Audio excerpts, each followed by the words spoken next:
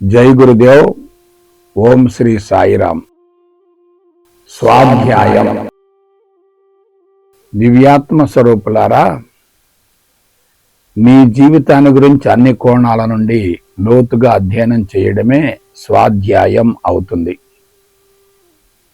అలాగాక ఇతరులను గురించి అతిగా అనవసరంగా ఆలోచిస్తూ ఉండటమే పరధ్యానం అవుతుంది. జీవితాన్ని గురించి లోతుగా పరిశీలించినట్లయితే ప్రతి అపస్థితి వెనుకన ఉన్న మూల కారణం తెలుస్తుంది. మూల కారణాన్ని గుర్తించగలిగితే గతంలో చేసిన పొరపాట్లను, తప్పులను సరిదిద్దుకోవటమే గాక వానిని తిరిగి పునరావృతం కాకుండా జాగ్రత్త పడవచ్చు. అసలు ఆధ్యాత్మికత అంటే ఏమిటి? నీ గురించి నువ్వు తెలుసుకోవడమే కదా. నీ గురించి నువ్వు తెలుసుకోగలిగితే అందరిని గురించి, అన్నింటిని గురించి తెలుసుకోగలుగుతావు. అలాగాక ఇతరులను గురించి అతిగా, అనవసరంగా, విపరీతంగా ఆలోచించినట్లయితే ఏకాగ్రత, జ్ఞాపకశక్తి తగ్గుతాయి, మనసు కలుషితం అవుతుంది. అలాగాక తనను గురించి తాను తెలుసుకోకుండా తన లోపాలను సవరించుకుంటూ ముందుకు సాగినట్లయితే అంతరంగ మందలి కలుషితం సమూలంగా తొలగిపోతుంది. అట్టి స్థితిలో ఆత్మకు చేరువై సంపూర్ణ స్వేచ్ఛను పొంది ఆనందకరమైన జీవితాన్ని కొనసాగిస్తూ జీవితాన్ని అన్ని విధాలా సార్థకం చేసుకోవచ్చు, సద్వినియోగపరుచుకోవచ్చు.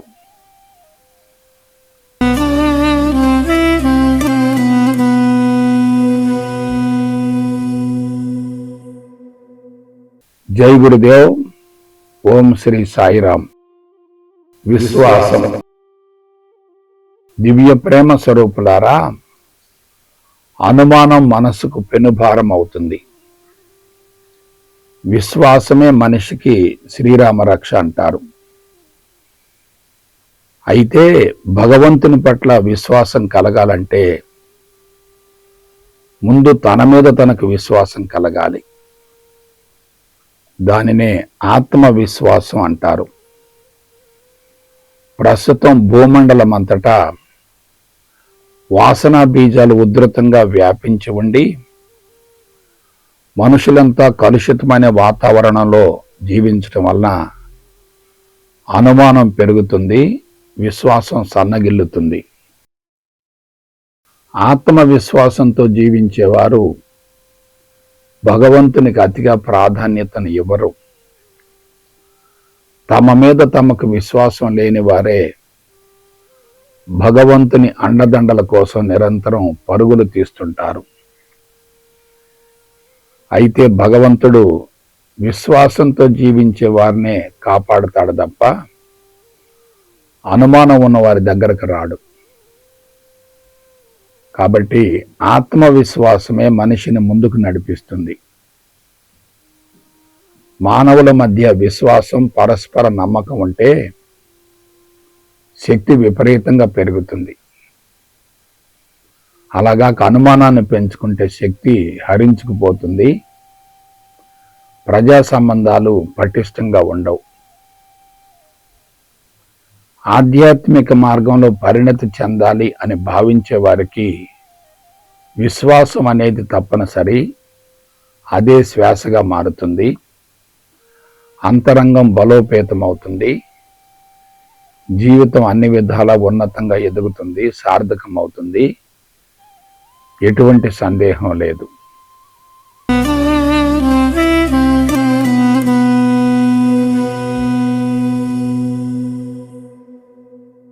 జై గురుదేవ్. ఓం శ్రీ సాయిరామ్. శరణాగతి. ప్రేమాత్మ స్వరూపులారా, ఆధ్యాత్మిక ప్రయాణంలో భగవంతునికి, భక్తునికి, గురువుకు, శిష్యునికి మధ్య విడరాని అవినాభావ ఆత్మ సంబంధం ఉంటుంది. అది ఆత్మకు సంబంధించినదే తప్ప భౌతిక సంబంధం కానే కాదు. గురువు జ్ఞాన నిధి అయి ఉండాలి. శిష్యుడు తన అంతరంగంలో ఉత్పన్నమయ్యే అనేక చిక్కు ప్రశ్నల నివృత్తి కోసం గురువుకు సన్నిహితంగా మెలుగుతాడు, గురువు దగ్గరకు చేరతాడు.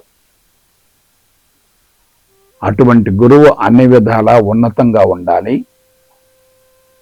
శిష్యుని యొక్క అంతరంగంలో ఉత్పన్నమయ్యే అన్ని చిక్కు ప్రశ్నలకు శాస్త్రీయపరమైన సమాధానాలను అందించే స్థాయిలో ఉండాలి.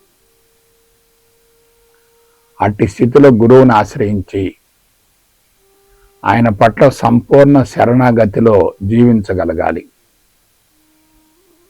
అలాగే భగవంతుని పట్ల భక్తుడు కూడా అదే విధానాన్ని అవలంబించాలి.